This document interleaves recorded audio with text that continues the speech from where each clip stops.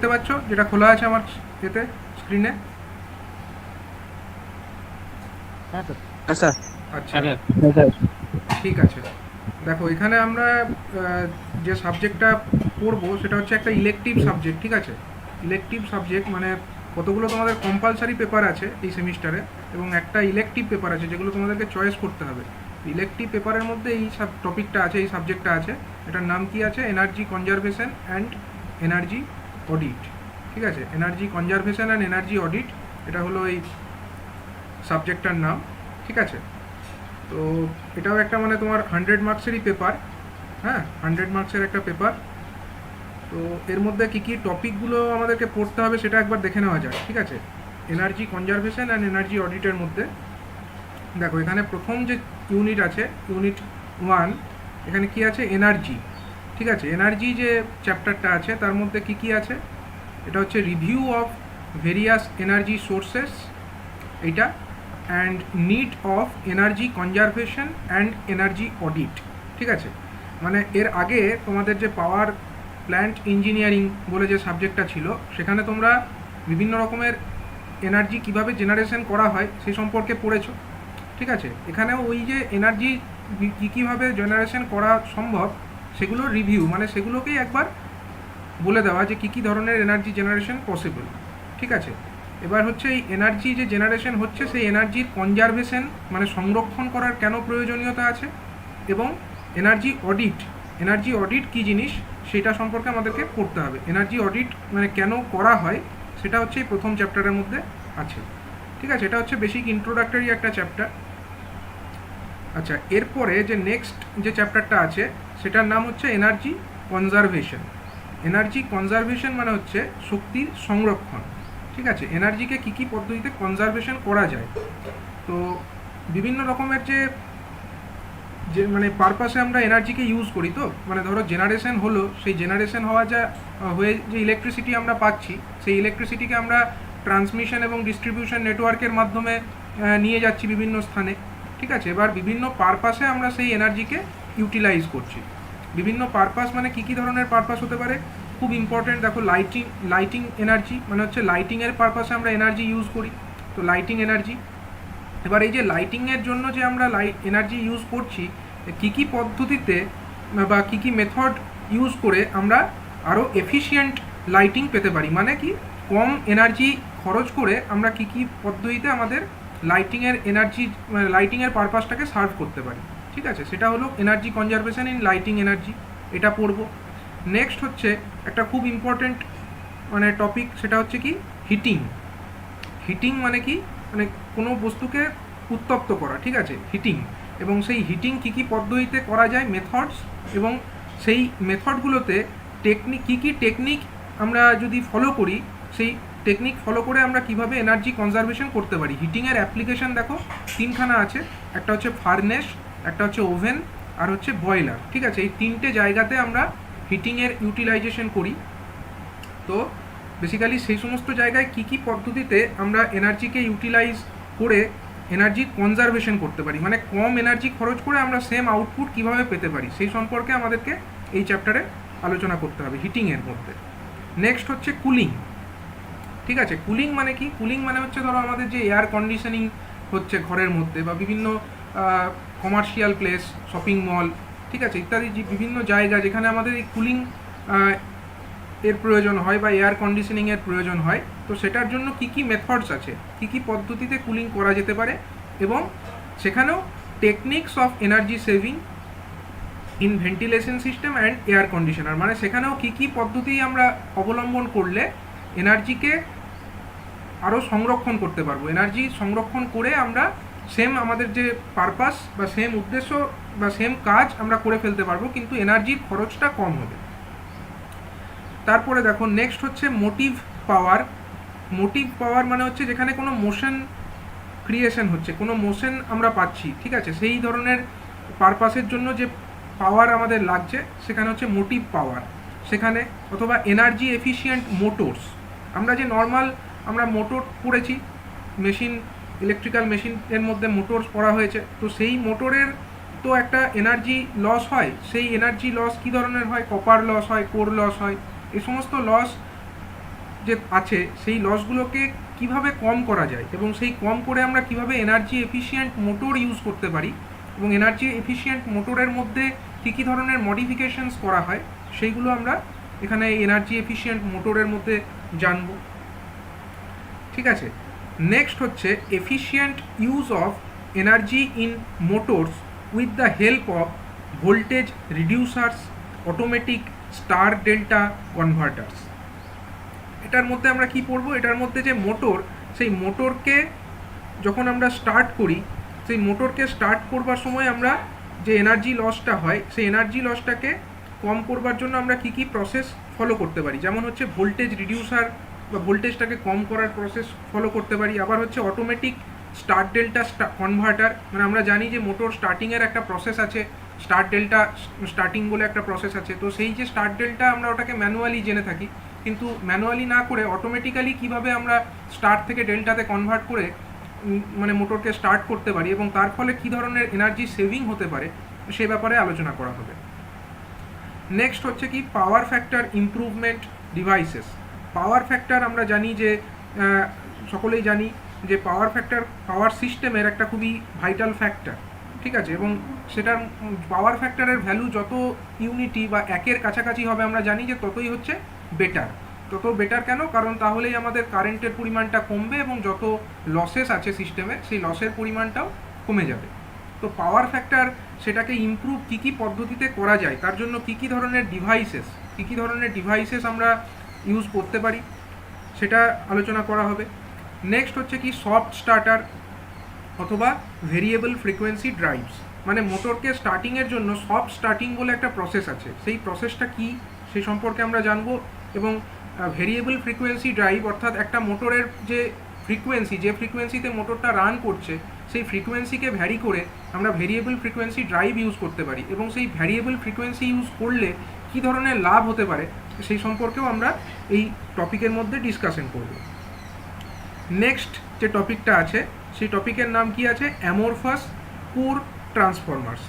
সেই amorphous core transformer, দেখো আমরা ট্রান্সফরমার সম্পর্কে ইলেকট্রিক্যাল মেশিনের মধ্যে তো পড়েছি, তো ইলেকট্রিক্যাল মেশিনে আমরা যে ট্রান্সফরমারের কথা পড়েছি সেখানে আমরা কী ধরনের কোর ইউজের কথা জেনেছি, সেখানে আমরা মেনলি সিআরজিও অর্থাৎ cold rolled grain oriented steel, CRGO steel দ্বারা নির্মিত কোরের কথা জেনেছি। তো সিআরজিও একটা বেস্ট কোর মেটেরিয়াল বলে আমরা এতদিন জানতাম, কিন্তু সেটার থেকেও আরও বেটার কিছু কোর মেটেরিয়াল ইউজ করা যেতে পারে, যেটা ইউজ করলে কি না কোরের মধ্যে যে সমস্ত লসেস হয়, যেমন হচ্ছে আমাদের এডি কারেন্ট লস অথবা হিস্টেরিসিস লস, এই সমস্ত লসগুলোকে আরও কম করা যায় এবং স্বাভাবিকভাবে এই সমস্ত লস কম করলে আমাদের এনার্জি এফিসিয়েন্সি আরও বৃদ্ধি পায় ট্রান্সফরমারে। তো সেই সম্পর্কে আলোচনা করা হবে। নেক্সট হচ্ছে কি কোজেনারেশন মানে হচ্ছে ধরো কোনো একটা পারপাস, সাপোজ একটা পাওয়ার প্ল্যান্ট, ঠিক আছে, পাওয়ার প্ল্যান্টে আমরা কি করি, পাওয়ার প্ল্যান্টে আমরা থার্মাল পাওয়ার প্ল্যান্টের কথাই বলি। তো সেখানে আমরা কি করছি, ওখানে আমরা জলকে গরম করে স্টিমে পরিণত করছি এবং সেই স্টিমে কিভাবে পরিণত করছি, আমরা কয়লাকে পুড়িয়ে তাপ উৎপন্ন করছি এবং সেই তাপের মাধ্যমে আমরা জলকে স্টিমে পরিণত করছি। এবার এই যে স্টিম, সেই স্টিমের এনার্জিকে কাজে লাগিয়ে আমরা মেকানিক্যাল টারবাইনকে ঘোরাচ্ছি এবং সেই মেকানিক্যাল টারবাইন আবার অল্টারনেটারের প্রাইম মুভার হিসাবে কাজ করে সেটা ইলেকট্রিসিটি উৎপন্ন করছে। সেটা তো ঠিক আছে, একদিক থেকে আমরা তাহলে কি পাচ্ছি, কয়লা পুড়িয়ে আমরা তাপ শক্তি পাচ্ছি এবং সেই তাপ শক্তির মাধ্যমে আমরা মেকানিক্যাল এনার্জি পাচ্ছি। আবার এই যে তাপ শক্তি মানে যে স্টিমটা আমাদের টারবাইনকে ঘোরানোর কাজে কাজ করলো সেটা ঠিক আছে, কিন্তু তারপরেও স্টিমের মধ্যে তো কিছুটা তাপ থেকে যাবে, সেই যে অবশিষ্ট যে তাপ, সেই অবশিষ্ট তাপের মাধ্যমে আমরা আবার অন্য কোনো হিট এক্সচেঞ্জার ইউজ করে সেখানে সেই তাপটাকে আরও অন্য কাজে লাগাতে পারি। মানে একই পারপাস সার্ভ করতে গিয়ে বা একটাই কাজ করতে গিয়ে আমরা বিভিন্ন রকমের মানে একটা জায়গায় আমরা এনার্জিকে ইউটিলাইজ করার পরিবর্তে আমরা অন্য আরও সঙ্গে সঙ্গে তার সাথে সাথে আরও অন্য জায়গায় সেই এনার্জিকে আমরা ইউটিলাইজ করতে পারছি। তো মানে এই যে একই সাথে বিভিন্ন রকম পারপাসে এনার্জিকে ইউজ করা, তো সেই প্রসেসটাকে আমরা বলছি কি কোজেনারেশন পদ্ধতি। তো এই কোজেনারেশন সম্পর্কে এখানে আলোচনা করা হবে এবং কোজেনারেশনের কী কী টাইপস আছে এবং সেই কোজেনারেশনের কী কী অ্যাডভান্টেজ আছে সেটা এই চ্যাপ্টারের মধ্যে আলোচনা করা হবে। তাহলে দেখো দুটো চ্যাপ্টার হলো, একটা হচ্ছে এনার্জি, নেক্সট হচ্ছে এনার্জি কনজারভেশন। এই দুটো চ্যাপ্টার আপাতত বলা হলো বেসিক ইন্ট্রোডাকশন। নেক্সট দেখো, নেক্সট হচ্ছে ইউনিট 3-তে যেটা আছে সেখানে আছে তোমাদের tariff and energy conservation in industries. দেখো এর মধ্যে কি আছে, energy cost and recent WBACB tariffs. ঠিক আছে, তো ট্যারিফ মানেটা কি? ট্যারিফ মানে হচ্ছে যে ইলেকট্রিসিটি আমাদের জেনারেশন হচ্ছে, সেই জেনারেশন হওয়া ইলেকট্রিসিটি ট্রান্সমিশন এবং ডিস্ট্রিবিউশন নেটওয়ার্কের মাধ্যমে বিভিন্ন জায়গায় পৌঁছে যাচ্ছে। আমাদের ডোমেস্টিক বা ঘরের আমরা যে ইউজ করি ইলেকট্রিসিটি সেখানেও পৌঁছাচ্ছে, সাথে সাথে সেই ইলেকট্রিসিটি আবার বিভিন্ন ইন্ডাস্ট্রিতেও যাচ্ছে, বিভিন্ন কমার্শিয়াল জায়গাতেও যাচ্ছে। ঠিক আছে, এবার এই যে বিভিন্ন জায়গায় ইলেকট্রিসিটি যাচ্ছে, সেই ইলেকট্রিসিটি যে ইউটিলাইজ যারা করছে, যারা কনজিউম করছে, তাদেরকে তো একটা ইলেকট্রিসিটির মানে এনার্জির চার্জ দিতে হবে। সেই যে এনার্জির চার্জটা, সেটাকেই বলা হয় ট্যারিফ। ঠিক আছে, সেটাকেই বলা হয় ট্যারিফ। এবার হচ্ছে কি কি ধরনের এনার্জির কস্ট হয়, এনার্জি যে আমরা খরচ করি বা ইউটিলাইজ করি, সেই এনার্জির কি কি ধরনের কস্ট হতে পারে। এবং রিসেন্ট WBACB, অর্থাৎ বর্তমানে WBACB নেই, এটা WBACDCL যে ট্যারিফ সিস্টেম, অর্থাৎ যে রেটে WBACDCL ট্যারিফ নেয় সেই সম্পর্কে এখানে আলোচনা করা হবে। নেক্সট হচ্ছে কি application of the tariff system to reduce the energy bills. মানে এই যে ট্যারিফ সিস্টেম যেটা আছে WBACDCL এর, সেই ট্যারিফ সিস্টেমের মধ্যে কিন্তু যদি আমরা ভালো করে দেখি তার মধ্যে অনেক অপশন আছে, যে সমস্ত মানে প্রসেসগুলোকে ফলো করলে আমাদের যা এনার্জি বিল তাতে কিন্তু অনেকখানা সাশ্রয় পাওয়া যায়, অনেক রিবেট পাওয়া সম্ভব। তো সেই সমস্ত জায়গাগুলো কি কি আছে সেগুলো সম্পর্কে এখানে আলোচনা করা হবে।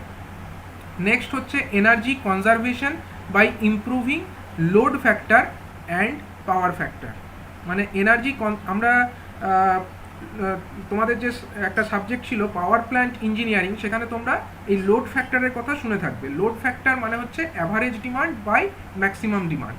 ঠিক আছে, তো এই যে লোড ফ্যাক্টরের ইমপ্রুভমেন্ট করে কিভাবে এনার্জি কনজারভেশন করা যায়, এবং পাওয়ার ফ্যাক্টরের ইমপ্রুভমেন্ট করেই কিভাবে এনার্জি কনজারভেশন করা সম্ভব, সেই সম্পর্কেও এই চ্যাপ্টারের মধ্যে ডিসকাশন করা হবে। দেখো নেক্সট যেটা আছে সেটা হচ্ছে ইউনিট 4। ইউনিট 4-এর মধ্যে কি আছে? ইউনিট 4-এর মধ্যে আছে energy conservation in transmission and distribution systems. মানে ইলেকট্রিসিটি জেনারেশন হচ্ছে পাওয়ার প্ল্যান্টের মধ্যে, এবার সেই যে জেনারেশন হওয়া যে ইলেকট্রিসিটি সেটা ট্রান্সমিশন এবং ডিস্ট্রিবিউশন নেটওয়ার্কের মাধ্যমেই বিভিন্ন কনজিউমারের কাছে এসে পৌঁছাচ্ছে। তো সেই যে ট্রান্সমিশন এবং ডিস্ট্রিবিউশন নেটওয়ার্ক, সেখান দিয়ে যে ইলেকট্রিসিটিটা আসছে, সেই ইলেকট্রিসিটি আসার পথে যতটা এনার্জি পাওয়ার প্ল্যান্টে জেনারেট হয়েছিল, ঠিক তত পরিমাণ এনার্জি কিন্তু কনজিউমারের প্রেমিসেসে এসে পৌঁছায় না। কিছুটা পরিমাণ এনার্জি এই ট্রান্সমিশন এবং ডিস্ট্রিবিউশন হতে গিয়ে খরচ হয়ে যায়, কিছুটা এনার্জি ওয়েস্ট হয়ে যায়। তো সেটাকেই বলা হবে ট্রান্সমিশন এবং ডিস্ট্রিবিউশন লস। সেই যে ট্রান্সমিশন এবং ডিস্ট্রিবিউশন সিস্টেমে যতটা এনার্জি খরচ হয়ে যাচ্ছে, সেই এনার্জিকে কিভাবে কম করা যায়, কিভাবে কম ওয়েস্ট করা যায়, সেই সম্পর্কে এখানে বিভিন্ন টেকনিক আলোচনা করা হবে। যেমন কি কি আছে? রিঅ্যাক্টিভ পাওয়ার কম্পেনসেশন। রিঅ্যাক্টিভ পাওয়ার কম্পেনসেশন মানে রিঅ্যাক্টিভ পাওয়ার আমরা জানি একটা পাওয়ার ফ্যাক্টরের মধ্যে একটা কম্পোনেন্ট হচ্ছে কি পাওয়ার ফ্যাক্টর, যেটা আমরা জানি সেই পাওয়ার ফ্যাক্টরের ফর্মুলা যদি আমরা দেখি, তো আমরা জানি যে KVA, KVAR এবং কিলোওয়াট, এই তিনটে কম্পোনেন্ট আছে। মানে KVA যেটা আছে তার মধ্যে দুটো কম্পোনেন্ট বেসিক্যালি, একটা হচ্ছে কিলোওয়াট এবং KVAR। এই যে KVAR যে কম্পোনেন্টটা, এটাই হচ্ছে বেসিক্যালি রিঅ্যাক্টিভ পাওয়ার। তো এই রিঅ্যাক্টিভ পাওয়ারটাকে কম করে কিভাবে এনার্জি কনজারভেশন করা সম্ভব, সেটা এখানে আলোচনা করা হবে। নেক্সট হচ্ছে ডিমান্ড সাইড ম্যানেজমেন্ট, সেই সম্পর্কে আলোচনা করা হবে। ডিমান্ড সাইড ম্যানেজমেন্ট প্রসেসের মাধ্যমে কিভাবে এনার্জি কনজারভেশন করা সম্ভব। নেক্সট হচ্ছে system voltage optimisation and phase current balancing. মানে ভোল্টেজকে, সিস্টেমের যে ডিজায়ার্ড বা স্ট্যান্ডার্ড ভোল্টেজ, সেই স্ট্যান্ডার্ড ভোল্টেজকে মেনটেন করে কিভাবে এনার্জি কনজারভেশন করা হয়। এবং যে phase balancing, phase current balancing মানে তিনটে ফেজ আছে, তিনটে ফেজের যে কারেন্ট, সেই তিনটে ফেজের কারেন্ট যদি ব্যালেন্সড থাকে তাহলে তাকে আমরা বলি ব্যালেন্সড লোড, আর যদি আনব্যালেন্সড থাকে আনব্যালেন্সড লোড। কিন্তু ব্যালেন্সিং যত করা হবে লোডগুলো, তত কি হবে? এনার্জি কনজারভেশন তত বেশি হবে, মানে এনার্জি লস তত কম হবে। তো সেইটা সম্পর্কে এখানে আলোচনা করা হবে। নেক্সট হচ্ছে losses in the transmission and distribution system and it's minimisation. মানে ট্রান্সমিশন এবং ডিস্ট্রিবিউশন সিস্টেমে কী ধরনের লস হয়, সেই সমস্ত লসকে কীভাবে কম করা যেতে পারে সে সম্পর্কে এই ইউনিট 4-এর মধ্যে ডিসকাশন করা হবে। নেক্সট হচ্ছে তোমাদের ইউনিট 5। ইউনিট 5-এর মধ্যে দেখো এখানে আছে কি energy and environment. Energy and environment মানে এখানে কি আছে, environment and social concerns related to energy utilization. মানে ইলেকট্রিসিটি যে আমরা ইউটিলাইজেশন করছি বিভিন্ন প্রেমিসেসে, ডোমেস্টিক হোক, ইন্ডাস্ট্রিয়াল হোক বা কমার্শিয়াল হোক, সেই সমস্ত জায়গাতে ইলেকট্রিসিটি কনজামশনের জন্য ইলেকট্রিসিটি জেনারেশনও করতে হচ্ছে, এবং সেই জেনারেশনের জন্য কি হচ্ছে, আমরা তো mainly thermal based power plant থেকেই কনজামশনটা করছি। তো থার্মাল বেসড পাওয়ার প্ল্যান্ট যেগুলো আছে সেগুলোতে ইলেকট্রিসিটি জেনারেশন করতে গেলে কি হয়, বিভিন্ন ধরনের যে ওয়েস্ট যেগুলো ডিসচার্জ হয় সেগুলোর জন্য কিন্তু এনভায়রনমেন্টাল কিছু ড্যামেজ হয়। তো সেই এনভায়রনমেন্টাল ড্যামেজ কী ধরনের হতে পারে এবং সেগুলি থেকে কী ধরনের সোশ্যাল কনসার্ন হতে পারে, সামাজিক ক্ষয়ক্ষতি কী হতে পারে সে সম্পর্কে আলোচনা করতে হবে। নেক্সট হচ্ছে গ্রিন হাউস এফেক্ট। এটা তোমরা সকলেই পড়েছো, গ্রিন হাউস এফেক্ট এর আগে এনভায়রনমেন্ট সাবজেক্টের মধ্যে পড়েছো। Global warming and it's effect, মানে বিশ্বের যে তাপমাত্রা কীভাবে বৃদ্ধি পাচ্ছে এবং তার ফলে কী ক্ষয়ক্ষতি হতে পারে সেইটা। নেক্সট হচ্ছে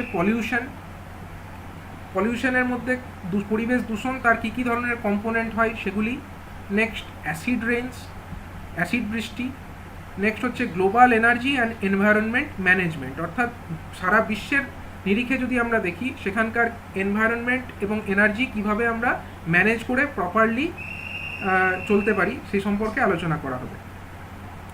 এই হয়ে গেল ইউনিট 5। নেক্সট আছে ইউনিট 6। ইউনিট 6-এর মধ্যে যে টপিক পড়ানো হবে সেটা হচ্ছে কি এনার্জি অডিট। তো এনার্জি অডিটের মধ্যে প্রসিডিওর অফ এনার্জি অডিট, অর্থাৎ এনার্জি অডিট কী পদ্ধতিতে করা হয় সেই সম্পর্কে আমরা জানবো।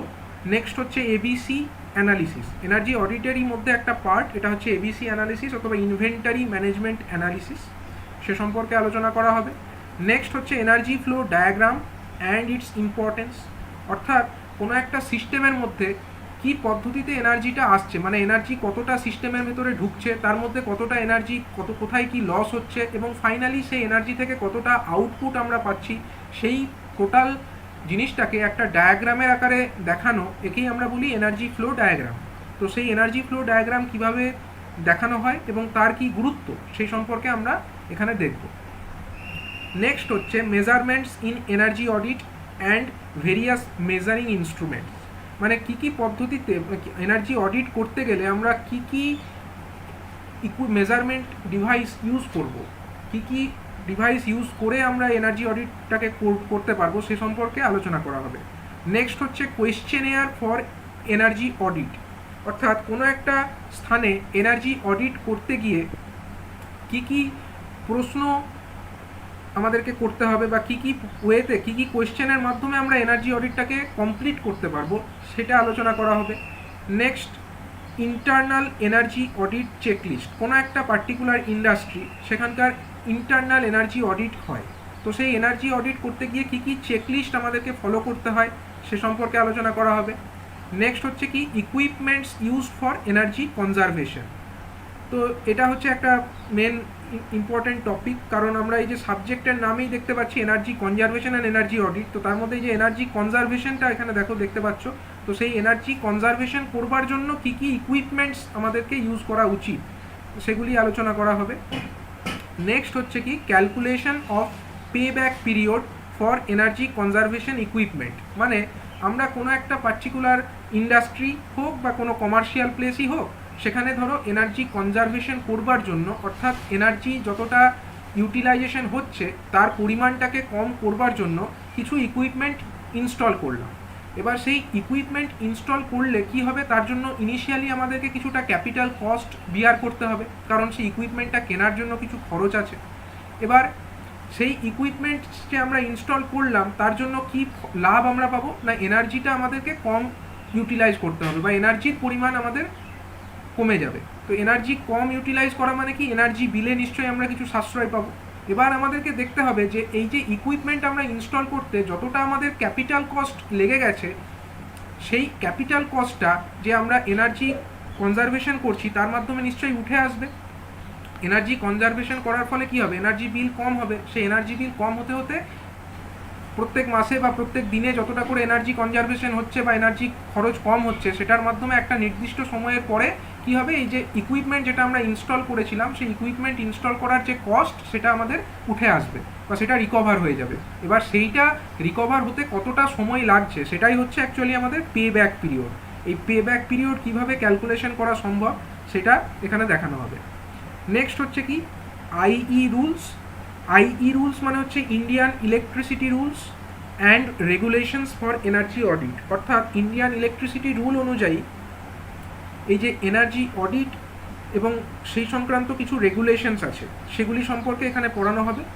নেক্সট হচ্ছে ইলেকট্রিসিটি অ্যাক্ট 2003, অর্থাৎ 2003 সালে ইলেকট্রিসিটি যে অ্যাক্ট, ইন্ডিয়ান ইলেকট্রিসিটি অ্যাক্ট 2003, যেটা মানে যেটা ইস্যু করা হয়েছিল সেই সম্পর্কে এখানে ডিসকাশন করা হবে। তো এখানে নিউমেরিক্যাল লেখা আছে, নিউমেরিক্যালটা হচ্ছে এই calculations of the pay back period এর সঙ্গে রিলেটেড। তো এইগুলি হচ্ছে তোমাদের যে সিলেবাসের মধ্যে আছে 6টা চ্যাপ্টার, এই 6টা চ্যাপ্টার এখানে আলোচনা করা হবে। স্যার অডিটটা মানেটা কি স্যার? অডিট মানে হচ্ছে তোমাদের ধরো কোনো একটা মানে এটা হিসাব হিসাব বলা যেতে পারে, ঠিক আছে? মানে অ্যাকচুয়ালি এটা এক ধরনের ক্যালকুলেশনস, ঠিক আছে? মানে আমাদের কতটা এনার্জি খরচ হচ্ছে সেটা আমরা হিসাব করছি, হিসাব করে তার নিরিখে আমরা কিছু ব্যবস্থা গ্রহণ করছি। মানে যে যতটা আমাদের এনার্জি খরচ হচ্ছে সেটা যদি আমাদের বেশি খরচ হয়, তো তার সাপেক্ষে আমরা কিছু প্রতিরোধমূলক কিছু ব্যবস্থা গ্রহণ করব, ঠিক আছে? তো এনার্জি অডিট বেসিক্যালি বলতে গেলে এটা হলো হিসাব করাই বলা যেতে পারে। আর কিছু কারোর কিছু ডাউট থাকলে জিজ্ঞাসা করো, সিলেবাস রিলেটেড কিছু ডাউট কারোর কিছু থাকছে? এটা ভালো বাংলায় বলতে গেলে অডিট মানে হচ্ছে নিরীক্ষা, ঠিক আছে? নিরীক্ষা মানে হচ্ছে হিসাব পরীক্ষা, এটাও বলা যেতে পারে।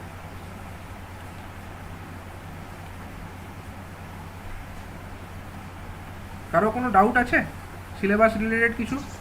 বলো। হ্যাঁ স্যার, এক্সাম হবে? সিলেবাস রিলেটেড বলেছি, এক্সাম রিলেটেড বলিনি আমি। এক্সাম হবে কিনা সেটা তো আমরা বলতে পারছি না, এখনো তো তোমাদের কিছু ইয়ে আসেনি। এই যে এনার্জি অডিট এবং এনার্জি কনজারভেশন এই রিলেটেড যে আমরা বললাম 6টা ইউনিটের কথা বললাম তোমাদের, ঠিক আছে? এই 6টা ইউনিটের মধ্যে মানে কোনো কিছু বলো, এটা আমরা ডিটেলে তো ডিসকাশন করবই। তো আমি প্রথমে ইন্ট্রোডাকশন করে নিতে চাইছিলাম যে কী কী টপিক তোমাদেরকে পড়তে হবে, ঠিক আছে? টপিকগুলো সবাই শুনেছো কী কী টপিক পড়তে হবে?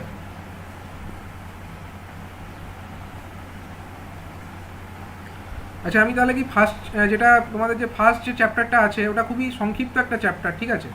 দেখো এখানে তোমাদের সিলেবাসেও দেখতে পাবে এনার্জি, প্রথম যে ইউনিট 1, এটার মধ্যে কি আছে? এনার্জি। এনার্জির মধ্যে কি আছে? Review of various energy sources, need for energy conservation and energy audit, ঠিক আছে? এটা হচ্ছে, এটা থেকে 8 মার্কসের কোশ্চেন আসবে, মানে এই সাবজেক্ট এই ইউনিট থেকে সিলেবাস অনুযায়ী এরকম বলা আছে, ঠিক আছে? তো আমি কি এই চ্যাপ্টারটা শুরু করছি তাহলে? সিলেবাস নিয়ে যদি কারো কোনো ডাউট না থাকে তাহলে হ্যাঁ শুরু করুন স্যার। শুরু করছি তাহলে। আচ্ছা বেশ, দেখো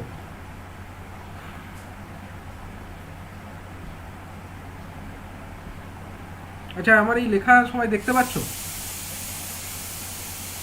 এই লেখা কি সবাই দেখতে পাচ্ছ? হ্যাঁ স্যার। হ্যাঁ স্যার। হ্যাঁ স্যার। আচ্ছা দেখো, এটা হাতে লেখা, তো আমি তো মানে অ্যাকচুয়ালি এটা এইভাবে পড়াবো আগে করিনি, যাই হোক সেই জন্য হাতেই লিখেছি। হ্যাঁ, এটা হাতে একটু অসুবিধা হলে বলো, আমি এমনি পিডিএফটাও পাঠিয়ে দেবো তোমাদের, ঠিক আছে? পিডিএফটাও দিয়ে দেবো।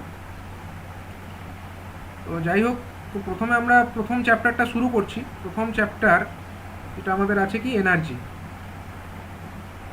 দেখো এই ফার্স্ট চ্যাপ্টার এনার্জি, এর মধ্যে কি আছে? Review of various energy sources and needs for energy conservation and energy audit. মানে কি কী ধরনের এনার্জি সোর্স আছে সেই সম্পর্কে আমরা রিভিউ করব। রিভিউ মানে আমরা ডিটেল ডিসকাশন করব না, কারণ ডিটেল হচ্ছে তোমরা পাওয়ার প্ল্যান্ট ইঞ্জিনিয়ারিংয়ের মধ্যে অলরেডি পড়েছো কী কী ধরনের এনার্জি সোর্স হয়, ঠিক আছে? নেক্সট হচ্ছে নিড ফর এনার্জি কনজারভেশন, মানে এনার্জি কনজারভেশন যেটা আমরা বলছি, শক্তির সংরক্ষণ, সেটা করার প্রয়োজনীয়তাটা কী, এবং এনার্জি অডিট এটা করারই বা প্রয়োজনীয়তাটা কী, সেটা আমরা এখানে দেখব। তো শুরু করা যাক। প্রথমে আমরা পড়ব কি এনার্জি সোর্সেস, মানে কী কী ধরনের এনার্জি হয়। দেখো এনার্জি এখানে যেটা আছে, এনার্জি হচ্ছে মেনলি দু ধরনের। একটা হচ্ছে কি কনভেনশনাল এনার্জি, আর একটা হচ্ছে নন কনভেনশনাল এনার্জি। অর্থাৎ একটা হচ্ছে প্রচলিত শক্তি এবং আরেকটা হলো অপ্রচলিত শক্তি। ঠিক আছে, এখানে দেখো এটা বড় করে দেখা যাচ্ছে। এখানে যে সমস্ত আমরা এনার্জি সোর্স, যেমন হচ্ছে কি কোল, অয়েল, গ্যাস, এই যে সমস্ত এনার্জি সোর্স, কোল, অয়েল, গ্যাস, এই এনার্জি সোর্সগুলো কি, এগুলো হচ্ছে আমাদের প্রচলিত এনার্জি সোর্স। ঠিক আছে, মানে কি এই যে কোলকে আমরা পুড়িয়ে বা বার্ন করে, বা অয়েলকে বার্ন করে, বা গ্যাস থেকে আমরা ইউটিলাইজ করতে, এনার্জি ডিরাইভ করতে পারি, এবং সেই যে এনার্জি, সেই এনার্জিকে আমরা বিভিন্ন পারপাসে ইউটিলাইজ করি। তো এগুলো হচ্ছে আমাদের কনভেনশনাল সোর্স অফ এনার্জি। তো এই কনভেনশনাল সোর্স অফ এনার্জির ক্ষেত্রে একটা প্রবলেম কি, প্রবলেম হচ্ছে এর এনার্জির যে স্টক, এখানে দেখো লেখা আছে স্টক ইজ লিমিটেড। এটা লেখাটা বুঝতে পারবে না অনেকে, এটা মানে হচ্ছে স্টক ইজ লিমিটেড। মানে এই যে এনার্জি, মানে কনভেনশনাল এনার্জি, এগুলো কি মাটির মধ্যে মেনলি স্টোর হয়ে আছে এবং বহু বছর ধরে স্টোর হয়ে আছে, এবং যত মানে আমাদের সভ্যতা এগিয়ে চলেছে তত কি হচ্ছে, এনার্জি যত ইউটিলাইজেশন বেশি হচ্ছে, এগুলোর স্টক তো ক্রমশ ফুরিয়ে আসছে। কোলই হোক অথবা ন্যাচারাল অয়েলই হোক অথবা ন্যাচারাল গ্যাসই হোক, সমস্ত কিছু স্টক কিন্তু ক্রমশ শেষ হয়ে আসছে। তার জন্য বলা হয় যে এগুলোর স্টক হচ্ছে লিমিটেড সোর্স অফ এনার্জি। এবং নেক্সট যে টাইপ অফ এনার্জি সোর্সের কথা বলা হচ্ছে, সেটা কি, সেটা হচ্ছে নন কনভেনশনাল এনার্জি, মানে অপ্রচলিত শক্তি। তো অপ্রচলিত শক্তি মানে কি, যেগুলো হচ্ছে খুবই প্রচলিত নয়, যে এইগুলো দেখো, এগুলো হচ্ছে কোল, অয়েল, গ্যাস, এগুলো থেকে যে এনার্জি ডিরাইভ করা হচ্ছে, এগুলো কিন্তু খুবই কমন। কিন্তু কিছু কিছু এনার্জি এরকম আছে যেগুলো এখনো পর্যন্ত ততটা প্রচলিত নয়, সেগুলোকে বলা হচ্ছে নন কনভেনশনাল সোর্স অফ এনার্জি। তো নন কনভেনশনাল সোর্স অফ এনার্জির মধ্যে যেরকম এক্সাম্পল হিসাবে বলা যেতে পারে solar energy, wind energy, Tides, সমুদ্রের ঢেউকে কাজে লাগিয়ে জিওথার্মাল এনার্জি, মানে মাটির নিচেকার যে এনার্জি স্টোর হয়ে আছে সেগুলোকে কাজে লাগিয়ে যে এনার্জি ডিরাইভ করা যায়, geothermal energy. Biomass energy, biomass মানে হচ্ছে কোনো যে জীবজন্তুর যে পচা অংশ সেগুলো থেকে বা বর্জ্য পদার্থ সেগুলো থেকে যে এনার্জি ডিরাইভ করা হয়, সেগুলোকে বলা যেতে পারে বায়োমাস এনার্জি। এবার এই নন কনভেনশনাল সোর্স অফ এনার্জি যেটা আছে, সেটার ক্ষেত্রে সুবিধা হলো এটার স্টক কিন্তু আনলিমিটেড, কারণ এগুলো সবসময় হতেই থাকবে, এগুলোর কোনো শেষ হবে না, সে কারণে এগুলো স্টক আনলিমিটেড বলা যেতে পারে। তো যদি তোমাদের ব্রিফলি বলে যে what are the different types of energy and classify them, এরকম যদি কোয়েশ্চেন আসে, তো তোমাদেরকে এরকম করতে হবে যে এনার্জি সোর্স মেনলি টু টাইপসের, একটা হচ্ছে কনভেনশনাল সোর্স অফ এনার্জি, একটা হচ্ছে কনভেনশনাল সোর্স অফ এনার্জি, আরেকটা কি, এটা হচ্ছে নন কনভেনশনাল সোর্স অফ এনার্জি।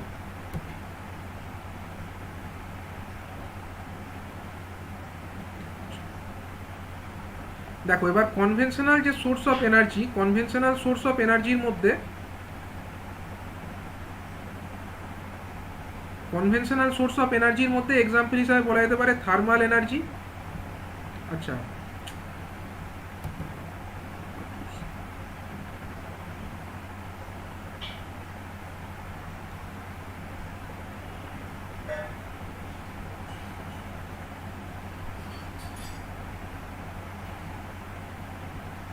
কনভেনশনালের মধ্যে থার্মাল এনার্জি হতে পারে। থার্মাল এনার্জি মানে কি, যেগুলো হচ্ছে মেনলি থার্মাল বেসড পাওয়ার প্ল্যান্টের কথা আমরা বলে থাকি। থার্মাল বেসড পাওয়ার প্ল্যান্ট, সেখানে কি হয়, মেনলি কোলকে বার্ন করে সেখানে স্টিম উৎপন্ন করা হয় এবং সেই স্টিম থেকে টারবাইন ঘুরিয়ে ইলেকট্রিসিটি জেনারেট করা হয়।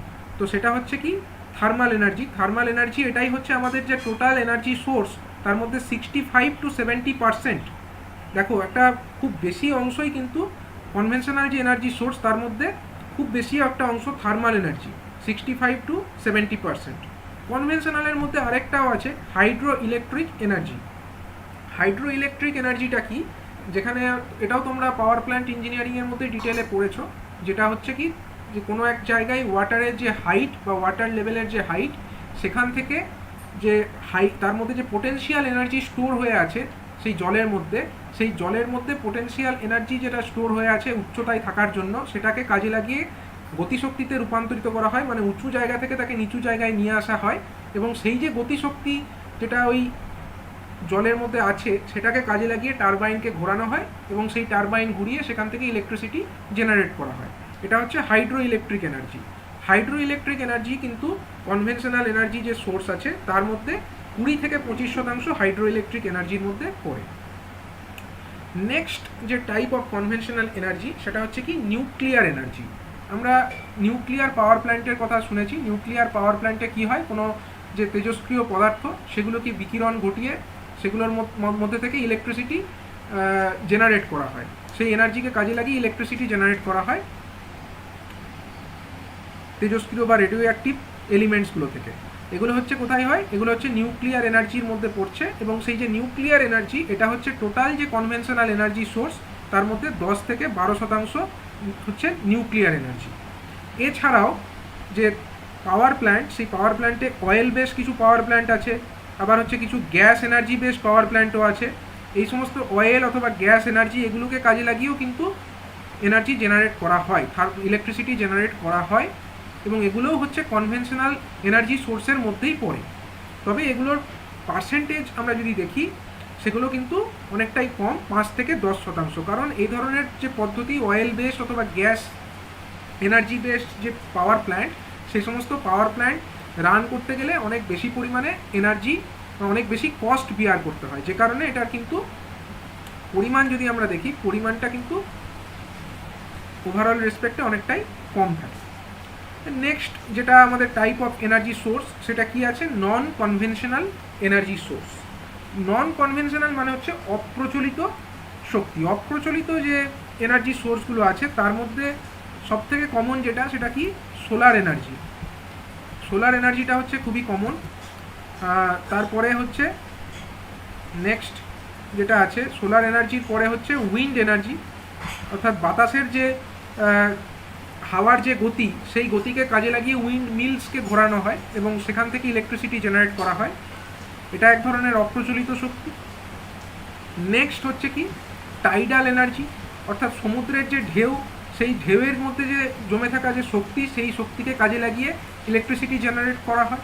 সেগুলো হচ্ছে one kind of non conventional energy source, কারণ এটাও অপ্রচলিত শক্তি।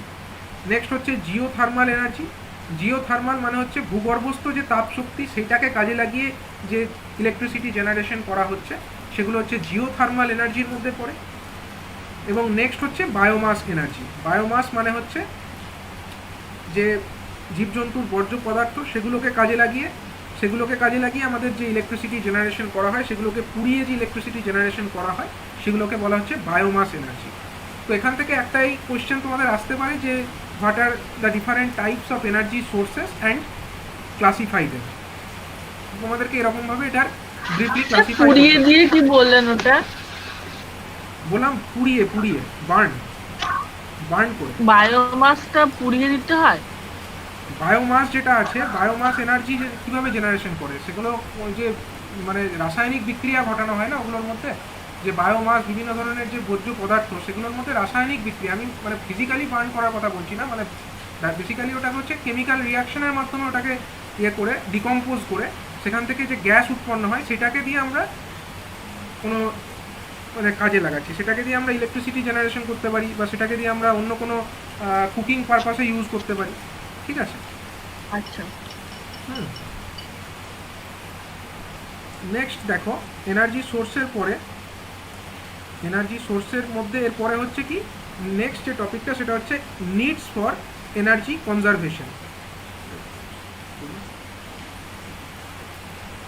নিডস ফর এনার্জি কনজারভেশন, এখানে কি করা হচ্ছে, এনার্জি কনজারভেশনের প্রয়োজনীয়তাটা কি, এটাও খুব একটা ইম্পর্টেন্ট কোয়েশ্চেন তোমাদের সাবজেক্টের নিরিখে, যে এনার্জি কনজারভেশন কেন করা হবে।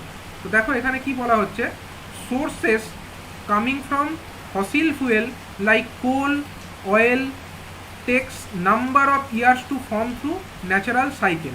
মানে এই যে কোল অথবা যে অয়েল বা এই যে সমস্ত ন্যাচারাল সোর্সেস যেগুলো আমাদের মাটির তলায় স্টোর হয়ে আছে, এই সমস্ত সোর্সগুলোই কি, এগুলোই হচ্ছে আমাদের যে কনভেনশনাল এনার্জি আমরা যেটা পড়লাম, কনভেনশনাল এনার্জি তৈরি হয় এগুলো থেকেই না, মেনলি কোল থেকে হয় অথবা অয়েল থেকে হয়। এবার এই যে সমস্ত কোল অথবা অয়েল, এগুলো তো আর মানে ম্যানমেড নয়, এগুলো হচ্ছে কি ন্যাচারালি মাটির তলায় বহুদিন থেকে স্টোর হয়ে আছে এবং এগুলো বহু লক্ষ বছর ধরে মাটির তলায় রাসায়নিক বিক্রিয়ার মাধ্যমে স্টোর হয়ে থেকেছে ন্যাচারাল সাইকেলের মাধ্যমে। তো এগুলো কিন্তু মানুষ চাইলে নিজের থেকে তৈরি করতে পারবে না। তো এটা একটা মেন ব্যাপার যে এগুলো হচ্ছে কিন্তু সবই ন্যাচারাল প্রসেসে তৈরি হয়েছে। তো নেক্সট দেখো, রাইজ ইন পপুলেশন মানে জনসংখ্যা যেভাবে বৃদ্ধি পাচ্ছে, তারপরে হচ্ছে ইন্ডাস্ট্রিয়ালাইজেশন মানে শিল্পের যেভাবে উন্নতি ঘটছে, নতুন নতুন ইন্ডাস্ট্রি সেট আপ হচ্ছে, তার জন্য কি হচ্ছে তারপরে দেখো চেঞ্জ ইন লাইফস্টাইল, এগুলো keep rising the energy demands. মানেটা কি, মানে জনসংখ্যা যত বৃদ্ধি পাচ্ছে তত তো এনার্জির ডিমান্ডটা বৃদ্ধি পাচ্ছে, তত বেশি পরিমাণে এনার্জির দরকার হচ্ছে। আবার ইন্ডাস্ট্রিয়ালাইজেশনের জন্য নতুন নতুন প্ল্যান্ট সেট আপ হচ্ছে, সেখানেও এনার্জির বেশি পরিমাণে দরকার হয়ে পড়ছে। নেক্সট হচ্ছে কি, নেক্সট হচ্ছে যে চেঞ্জ ইন লাইফস্টাইল মানে মানুষের জীবনযাত্রার মানেরও পরিবর্তন ঘটছে। যেরকম আগেকার দিনে মানুষ হয়তো যে ফ্যান বা এসি এগুলো ছাড়া থাকতে পারতো, কিন্তু বর্তমান দিনে যত প্রযুক্তিগত উন্নতি ঘটছে, সায়েন্সের টেকনোলজির যত উন্নতি ঘটছে, তত কি হচ্ছে লাইফস্টাইলের উন্নতি ঘটছে এবং সেগুলোর জন্য কি হচ্ছে না এনার্জির যে ডিমান্ড সেটা কিন্তু ক্রমশ বেড়ে যাচ্ছে। যেহেতু এনার্জির ডিমান্ড বেড়ে যাচ্ছে এবং আমাদের স্টকটা লিমিটেড, তো তার জন্য এনার্জি তো কনজারভেশন করতেই হবে, তাছাড়া তো একটা সময় কি হবে এনার্জি স্টক শেষ হয়ে যাবে কিন্তু ডিমান্ড তো শেষ হবে না। তার জন্য দেখো লেখা হয়েছে টু মিট দিস ডিমান্ডস মানে এই যে ডিমান্ডগুলো বেড়ে যাচ্ছে সেই ডিমান্ডগুলোকে মিট করবার জন্য we have to consume maximum fossil fuels মানে আমরা ফসিল ফুয়েলই তো এখনও বেশিরভাগ জায়গাতেই কনজামশন করছি এবং hence for that reason conservation of energy is required. আমরা এখনও পর্যন্ত কিন্তু কনজারভেশন মানে এখনও পর্যন্ত যে আমরা এনার্জিটা ইউজ করছি কনভেনশনাল সোর্স অফ এনার্জির মধ্যে, সেখানে কিন্তু এই ফসিল ফুয়েল বেসড যে পাওয়ার প্ল্যান্ট মানে কোল বেসড বা যে গ্যাস অয়েল বেসড এই পাওয়ার প্ল্যান্টগুলোই তো বেশি ইউজ করছি। তো তার জন্য কি হচ্ছে এগুলোই আমরা এখনও বেশি ইউজ করছি বলে এগুলোকে সংরক্ষণ করবার প্রয়োজনীয়তা অবশ্যই রয়েছে। দেখো এখানে মেনলি দুটো কারণ বলা হয়েছে, টু রিডিউস দ্য ডিমান্ড মানে আমাদেরকে যেটা করতে হবে এনার্জি কনজারভেশন আমরা কিভাবে করব, এনার্জি কনজারভেশন করবার জন্য আমাদেরকে ডিমান্ডটাকে কম করতে হবে। ডিমান্ড কিভাবে কম করা যায় সেটা এখানে দেখানো হবে। এই মানে এই এনার্জি কনজারভেশন কী ওয়েতে করা যেতে পারে তার মধ্যে আমরা এটা আলোচনা করব যে কী পদ্ধতিতে রিডিউস দ্য এনার্জি ডিমান্ড, এবং তারই সাথে সাথে two reduce the energy cost at different places মানে এটাও আমরা সবসময় চাইবো যে রেটে আমরা এখন এনার্জি পাচ্ছি সেই এনার্জিটার রেট যাতে আরও কম করা যায়, আরও যাতে এনার্জির রেটটাকে সস্তা করা যায়, যাতে করে আরও বেশি সংখ্যক মানুষ এই এনার্জির ইউটিলাইজেশন করতে পারে বা এনার্জির সুযোগ সুবিধাগুলো নিতে পারে, সেগুলোও আমাদেরকে কিন্তু দেখতে হবে। তো এইগুলো করবার জন্য আমাদেরকে কি করতে হবে না এনার্জির কনজারভেশন করতে হবে। তো এখানে যেটা মেনলি ডিসকাশন করা হলো সেটা হচ্ছে কি নিড ফর এনার্জি কনজারভেশন। তো সংক্ষেপে যদি আমরা বলি যে আমাদের এখনও পর্যন্ত যে কনভেনশনাল সোর্স অফ এনার্জি যেগুলো আছে যেমন হচ্ছে কোল অয়েল, এগুলো হচ্ছে বহু বছর ধরে রাসায়নিক বিক্রিয়ার মাধ্যমে তৈরি হয়ে গেছে কিন্তু এগুলোর স্টক হচ্ছে লিমিটেড, এগুলো মানুষ চাইলে নিজের থেকে তৈরি করতে পারবে না। কিন্তু প্রযুক্তিগত উন্নতির জন্য মানুষের জীবনযাত্রার পরিবর্তন ঘটবার জন্য এবং ইন্ডাস্ট্রিয়ালাইজেশনের জন্য এনার্জির যে ডিমান্ড সেই ডিমান্ড কিন্তু ক্রমশ বৃদ্ধি পেয়ে চলেছে। তো এই যে এনার্জির ডিমান্ড ভবিষ্যতে আরও বৃদ্ধি পাবে এবং সেই পরিস্থিতিতে যাতে আমাদের এনার্জির ক্রাইসিস দেখা না দেয় এবং যাতে প্রত্যেক মানুষ যথাযথ দামে এবং এখন যা দামে পাচ্ছে হয়তো তার থেকেও কম রেটে এনার্জি পেতে পারে, তার জন্য আমাদেরকে কি প্রসেস অবলম্বন করতে হবে না যে ন্যাচারাল সোর্সেস অফ এনার্জি আছে সেগুলোকে যথাসম্ভব আমাদেরকে কনজারভেশন করতে হবে। এটাই হচ্ছে মেন টপিক অফ ডিসকাশন যেটা এখানে, ঠিক আছে। এটাই হচ্ছে আমরা কি কেন এনার্জি কনজারভেশনটা করছি। তো এখনও পর্যন্ত আমরা দুটো জিনিস আলোচনা করলাম। প্রথমে এটা হচ্ছে কি টাইপের এনার্জি সোর্সেস হয় ব্রিফলি তাদের সম্পর্কে আমরা আলোচনা করলাম, অ্যান্ড নেক্সট যেটা আমরা বললাম সেটা হচ্ছে এনার্জি কনজারভেশনের প্রয়োজনীয়তাটা কী জন্য। দেখো এই চ্যাপ্টারটা খুবই ছোট চ্যাপ্টার এবং এই চ্যাপ্টার যেহেতু ছোট এবং এখান থেকে 8 নম্বরে কোয়েশ্চেন আসার কথা, তো বুঝতেই পারছো এখানে এগুলো এক একটা যে আমরা আলোচনা করছি এগুলোই এক একটা কোয়েশ্চেন হিসাবেই পরীক্ষায় কিন্তু ডাইরেক্ট চলে আসতে পারে। তো নেক্সট যে টপিক আমরা আলোচনা করব সেটা কি, সেটা হচ্ছে energy conservation act 2001।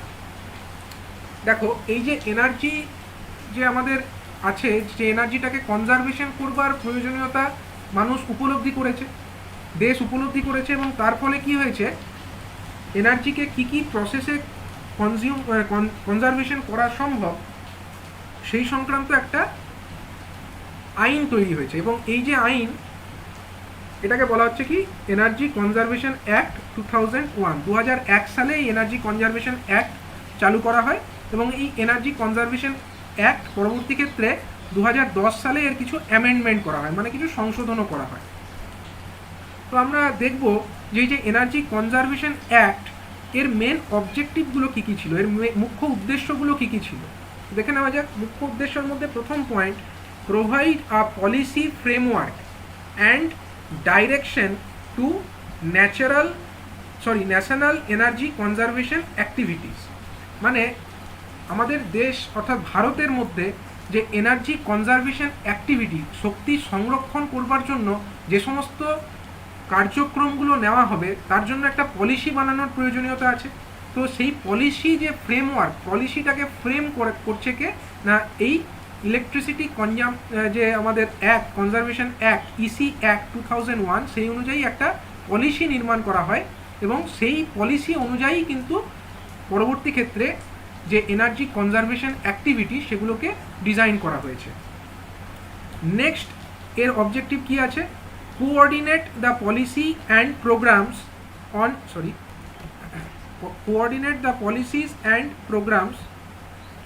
on the efficient use of energy with stakeholders।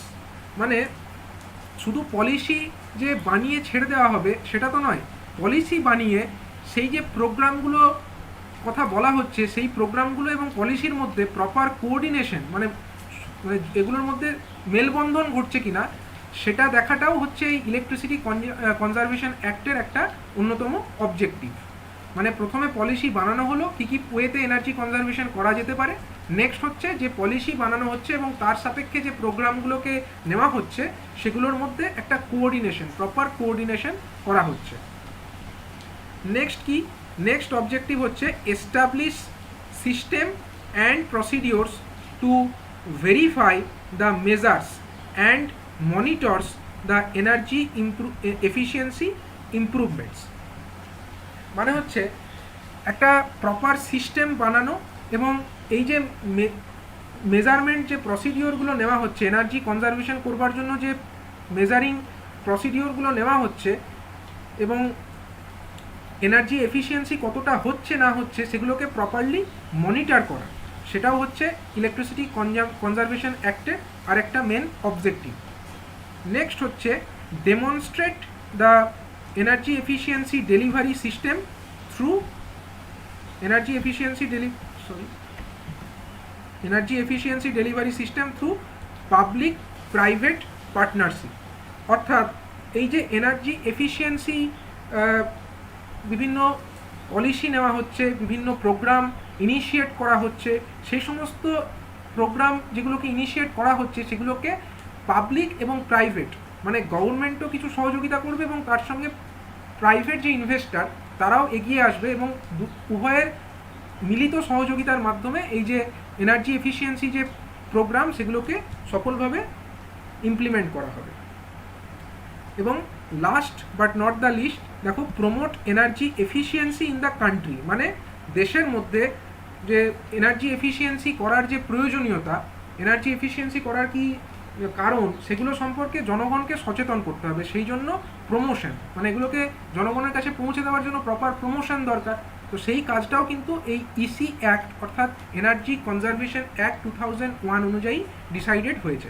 সুতরাং যদি আমরা ইলেকট্রিসিটি কনজারভেশন অ্যাক্ট 2001 এর কথা বলি, তার মেন 5টা অবজেক্টিভ হলো এইগুলো, অর্থাৎ প্রপার পলিসি ফ্রেমওয়ার্ক করা, নেক্সট হচ্ছে মানে যে পলিসিগুলোকে বানানো হচ্ছে এবং যে প্রোগ্রামগুলোকে বানানো হচ্ছে সেগুলোর মধ্যে প্রপারলি কোঅর্ডিনেশন করা, নেক্সট হচ্ছে যে এনার্জি কনজারভেশনের জন্য যে প্রোগ্রামগুলো নেওয়া হলো সেগুলো নিয়ে এনার্জি কনজারভেশন ঠিকমতো হচ্ছে কিনা সেটাকে মনিটর করা। নেক্সট হচ্ছে যে বিভিন্ন রকমের এনার্জি এফিসিয়েন্সির যে প্রোগ্রাম সেগুলোকে পাবলিক এবং প্রাইভেট পার্টনারশিপের মাধ্যমে সফলভাবে সেগুলোকে ইমপ্লিমেন্ট করা। এবং লাস্টলি এটা নিয়ে প্রপার প্রমোশন করা, যাতে করে যে দেশের মানুষের মধ্যে এই এনার্জি কনজারভেশন সংক্রান্ত একটা সচেতনতা গড়ে ওঠে। এগুলোই হচ্ছে main objective of the. Sir 2 নম্বর পয়েন্টটা বুঝতে পারলাম না। হ্যাঁ, কোনটা বলো? 2 নম্বর পয়েন্টটা বুঝতে পারলাম না স্যার। 2 নম্বর পয়েন্ট। 2 নম্বর পয়েন্টে কি বলছে দেখো, প্রথম পয়েন্টে বলছে কিছু পলিসি বানানো। ধরো কোনো একটা পলিসি বানিয়ে দিল যে এই মানে একটা বললো যে সাপোজ যে এনার্জি কনজারভেশন করতে গেলে যে এই জায়গার এই লসটা সাপোজ 1%-এর মধ্যে রাখতে হবে, এটা একটা পলিসি। সাপোজ 1%-এর মধ্যে এই লসটাকে রাখতে হবে, এটা একটা পলিসি হয়ে গেল। এবার সেই যে পলিসি হলো সেটার জন্য তো কিছু প্রোগ্রাম নিতে হবে। এমনি এমনি তো আর পলিসিটা বললেই তো হয় না, মানে কী করে আমরা কমাবো 1%-এর মধ্যে যে এনার্জি লসটাকে রাখবো, সেটার জন্য নিশ্চয়ই কিছু প্রোগ্রাম নিতে হবে। এবার এই যে পলিসি বানানো এবং এই যে প্রোগ্রাম যে বানাবে, পলিসি একদল লোক বানাবে, প্রোগ্রাম আরেক দল লোক বানাবে। এবার এই যে পলিসি যারা পলিসি বানাচ্ছে তারা যদি একটা এমন পলিসি বানায় যেটার কোনো মানে প্র্যাকটিক্যালি ইমপ্লিমেন্টেশন সম্ভবই নয়, এরকম তো হতে পারে, হয়তো বললো সেখানে প্র্যাকটিক্যালি হয়তো 1%-এর মধ্যে রাখা সম্ভবই নয়। তো যারা পলিসি বানাচ্ছে তারা হয়তো প্রোগ্রাম নিয়ে ওটা বানাবে সেটা দেখছে না, কিন্তু তাহলে তাদের মধ্যে তো একটা কোঅর্ডিনেশন থাকতে হবে, তাদের মধ্যে একটা মেলবন্ধন যদি না থাকে তাহলে কি হবে, এমন পলিসি বানানো হবে যেটা প্র্যাকটিক্যালি ইমপ্লিমেন্ট করা সম্ভব নয়। ঠিক আছে, তো সেই কারণে এই যে এনার্জি কনজারভেশন অ্যাক্ট, সেখানে এই পয়েন্টের কথা অবশ্যই বলা হয়েছে যে প্রপারলি কোঅর্ডিনেট করতে হবে যে পলিসিগুলো বানানো হচ্ছে এনার্জি কনজারভেশন করবার জন্য এবং যে প্রোগ্রামগুলো নেওয়া হচ্ছে সেগুলোর মধ্যে প্রপারলি যেন কোঅর্ডিনেশন থাকে। ঠিক আছে, বুঝতে পারলে?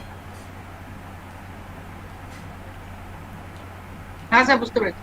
আচ্ছা, ঠিক আছে। তারপরে দেখো এই যে এনার্জি কনজারভেশন অ্যাক্ট 2001 এর থ্রাস্ট এরিয়া কিছু আছে, মানে এগুলোর যে নেওয়া হলো এনার্জি কনজারভেশন যে অ্যাক্ট 2001 সালে যেটা জারি হলো, সেগুলোর মানে প্রভাবে কিছু কিছু রিফর্ম হয়েছে, কিছু সংস্কার হয়েছে। ভারতের যে এনার্জি কনজারভেশন ব্যবস্থা সেখানে কিছু কিছু সংস্কার ঘটেছে। সেখানে প্রথম যে থ্রাস্ট এরিয়া এখানে বলি, প্রথম যে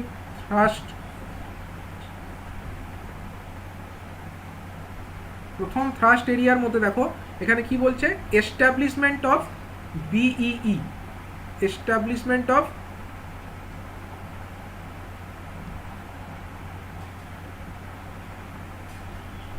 এস্টাবলিশমেন্ট অফ বিইই। বিইই মানে কি? বিইই মানে হচ্ছে bureau of energy efficiency. Bureau of energy efficiency তোমরা এখানে দেখে নিতে পারো, আমি নেটে এখানে দেখাচ্ছি। বিই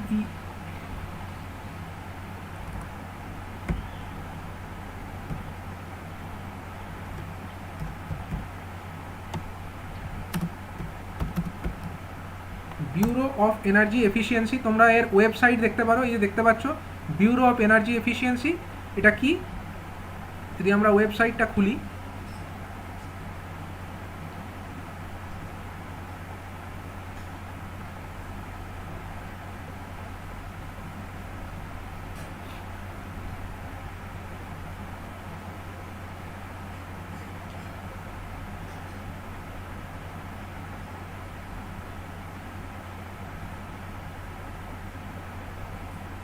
দেখো এটা কি, দেখো ব্যুরো অফ এনার্জি এফিসিয়েন্সি, এটা কিন্তু এস্টাবলিশ যেটা হয়েছে এটা কিন্তু ওই এনার্জি কনজারভেশন যে অ্যাক্ট তার সাপেক্ষেই হয়েছে। দেখো এখানে বলা হয়েছে, এটা এই পেজটা সবাই দেখতে পাচ্ছ ক্লিয়ারলি? এটা দেখা যাচ্ছে লেখাগুলো?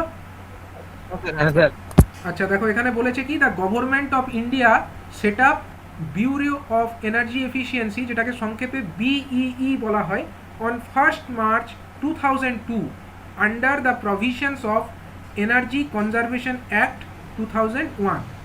The mission of Bureau of Energy Efficiency is to assist in developing policy and strategies with a thrust on self-regulation and market principles within the overall framework of Energy Conservation Act 2001, with primary objective of reducing the energy intensity of the Indian economy.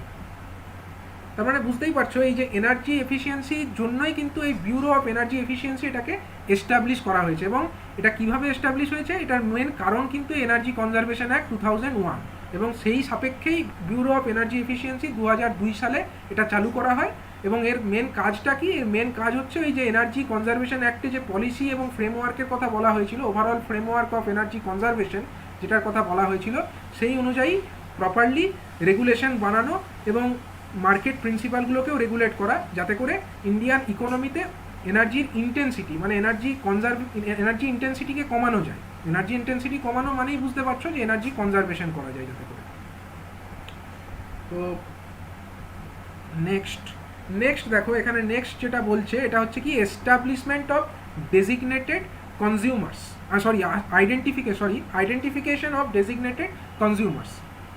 মানে বিভিন্ন রকমের consumer আছে, electricity যারা consume করছে, তো তাদের মধ্যে বিভিন্ন ক্লাসিফিকেশন আছে। সব কনজিউমারই তো আর সমান না। ধরো আমরা বাড়িতে ইলেকট্রিসিটি কনজামশন করছি, আমরা হচ্ছি ডোমেস্টিক কনজিউমার। এরকম কি যারা ইন্ডাস্ট্রিতে কনজিউম করছে, বড় বড় ইন্ডাস্ট্রি, তারা হচ্ছে কি ইন্ডাস্ট্রিয়াল কনজিউমার বা বাল্ক কনজিউমারও বলা হয়। আবার বিভিন্ন কমার্শিয়াল প্লেস, যেরকম ধরো শপিং মল হয়ে গেল বা বড় দোকান হয়ে গেল, তারা হচ্ছে commercial consumers.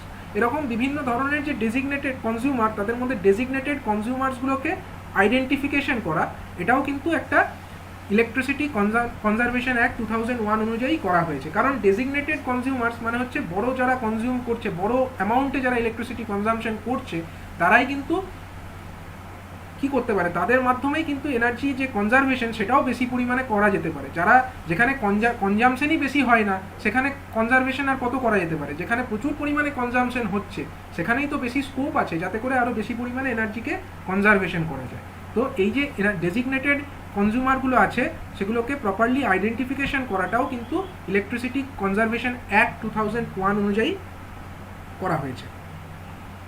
Electricity conservation act 2001 অনুযায়ী করা হয়েছে। নেক্সট হচ্ছে establishment of state designated agencies. মানে হচ্ছে কি বিভিন্ন মানে এই যে ব্যুরো অফ এনার্জি এফিসিয়েন্সি, এটা কিন্তু একটা ন্যাশনাল লেভেলের একটা বডি, এটা হচ্ছে অল ইন্ডিয়া লেভেলের একটা অর্গানাইজেশন। সেরকমভাবেই মানে কি স্টেট ডেজিগনেটেড এজেন্সি, মানে প্রত্যেকটি স্টেটেও কিন্তু এরকম কিছু ডেজিগনেটেড এজেন্সি থাকবে, যারা কিনা এই যে এনার্জি কনজারভেশন অ্যাক্ট 2001 এই অনুযায়ী তারাও কিন্তু এনার্জিকে কনজারভেশনের কাজে সহযোগিতা করবে। মানে বিভিন্ন স্টেটে, ধরো ওয়েস্ট বেঙ্গলে আমাদের এনার্জিকে কনজারভেশন করতে হবে, তার জন্য একটা ডেজিগনেটেড এজেন্সি ওয়েস্ট বেঙ্গলে আছে। সাপোজ ঝাড়খণ্ডে আরেকটা এরকম এজেন্সি আছে। মানে প্রত্যেকটা রাজ্যে এরকম স্টেট ওয়াইজ একটা ডেজিগনেটেড এজেন্সি থাকবে, যাদের কাজই হবে সেই রাজ্যের মধ্যে যে এনার্জি কনজারভেশনের যে অ্যাক্টিভিটিগুলো, সেগুলো সঠিকভাবে ইমপ্লিমেন্টেশন করা। নেক্সট হচ্ছে কি এনার্জি কনজারভেশন বিল্ডিং কোডস। এটাও হচ্ছে কি না বিভিন্ন যে বিল্ডিং মানে আমরা জানি বড় বড় যে বিল্ডিং হয়, সেই বিল্ডিংগুলোতে এনার্জি কনজারভেশন করবার জন্য সেখানে কিছু এনার্জি কনজারভেশন বিল্ডিং কোড এটা ইমপ্লিমেন্ট করা হয়েছে। সেখানেও কিছু এনার্জি কনজারভেশন বিল্ডিং কোড সেখানে ইমপ্লিমেন্ট করা হয়েছে। তোমরা এটাও সার্চ করে দেখতে পারো, এনার্জি কনজারভেশন বিল্ডিং কোড। দেখো এটা পেয়ে যাবে। এনার্জি কনজারভেশন বিল্ডিং কোড জিনিসটা কি, এনার্জি কনজারভেশন বিল্ডিং কোড, যাকে সংক্ষেপে বলা হয় ECBC, was launched by ministry of power, government of India in May 2007 as a first step towards promoting energy efficiency in the building sector. আচ্ছা, কেউ কি মিটিংয়ে জয়েন করতে পারছে না, এরকম আছে কি? আছে একটা, বেশ আমাকে মেসেজ করছে। এটা কে? সৌরভ সেন, সৌরভ কুন্ডু। সৌরভ কুন্ডু। ও তো কই অ্যাপ্লাই করেনি, এখানে জয়েন করতে পারছে না কেন? ও হঠাৎ করে লেফট হয়ে গেছে বললো স্যার। লেফট হয়ে গেছে, কিন্তু এখানে তো অ্যাপ্লাই করেনি। ওকে একবার বলে দাও তো এটা এখানে ইয়ে করুক, মানে ঢোকার জন্য। মানে আমার কাছে আসেনি কিছু কিন্তু। হ্যাঁ ঠিক আছে, ওকে ওই গ্রুপেই বলে দাও কেউ। তো দেখো এখানে এনার্জি কনজারভেশন বিল্ডিং কোড ইসিবিসি, এটা কি জন্য কে লঞ্চ করেছে? মিনিস্ট্রি অফ পাওয়ার, মানে ভারতের যে মানে মিনিস্ট্রি অফ পাওয়ার, তারাই এটা লঞ্চ করেছে 2007 সালে। এটা কেন লঞ্চ করেছে? For energy efficiency in the building sector. Building সেক্টরে এনার্জি এফিসিয়েন্সি ঘটানোর জন্য বা এনার্জিকে আরও এফিশিয়েন্টলি ইউজ করবার জন্য কী কী ধরনের ওয়ে অবলম্বন করা যেতে পারে সেগুলো সংক্রান্ত একটা রুল, সেটা হচ্ছে এনার্জি কনজারভেশন বিল্ডিং কোড, যাকে সংক্ষেপে ইসিবিসি বলা হয়। ঠিক আছে, এটাও কেন তৈরি হয়েছে, এটারও মেন কারণ কিন্তু সেই এনার্জি কনজারভেশন অ্যাক্ট 2001। ঠিক আছে, এনার্জি কনজারভেশন বিল্ডিং কোডস এটাও কিন্তু নির্মাণ করা হয়েছে বা এটাও কিন্তু ইমপ্লিমেন্ট করা হয়েছে as a thrust area of this electricity conservation act 2001। ঠিক আছে, এতদূর পর্যন্ত বোঝা গেল তাহলে কি কি আলোচনা করা হলো আজকে এখনো পর্যন্ত আমরা যে টপিকগুলো আলোচনা করেছি। দেখো, প্রথমে আমরা এই সাবজেক্টের মধ্যে আলোচনা করেছি আমরা বিভিন্ন রকমের যে এনার্জি সোর্স কী কী আছে, কনভেনশনাল, নন কনভেনশনাল, তাদের ক্লাসিফিকেশন ডিসকাস করেছি। নেক্সট হচ্ছে যে এনার্জি কনজারভেশন করার প্রয়োজনীয়তাটা কেন আছে, কেন এনার্জি কনজারভেশন করতে হবে সেই সম্পর্কে আলোচনা করেছি। নেক্সট হচ্ছে energy conservation act 2001 energy conservation act চালু করা হয় এবং সেই অ্যাক্টের মেন অবজেক্টিভ কী কী ছিল সেগুলো আমরা 5টা অবজেক্টিভের কথা দেখেছি, 5টা অবজেক্টিভ এখানে আমরা দেখে নিয়েছি। এবং নেক্সট হচ্ছে আমরা এই এনার্জি কনজারভেশন অ্যাক্টের আন্ডারে যে থ্রাস্ট এরিয়া, মেন যে থ্রাস্ট এরিয়া যেগুলোর সাপেক্ষে আমরা কী কী এস্টাবলিশমেন্ট অফ বিইই অর্থাৎ bureau of energy efficiency, identification of the designated consumers, establishment of the state designated agency এবং এনার্জি কনজারভেশন বিল্ডিং কোডস, এই 4টে ইমপ্লিমেন্টেশনের কথা জানতে পারলাম। তো এতদূর পর্যন্ত সবার ক্লিয়ার আছে? সবাই বুঝতে পারলে এই চ্যাপ্টারের মধ্যে?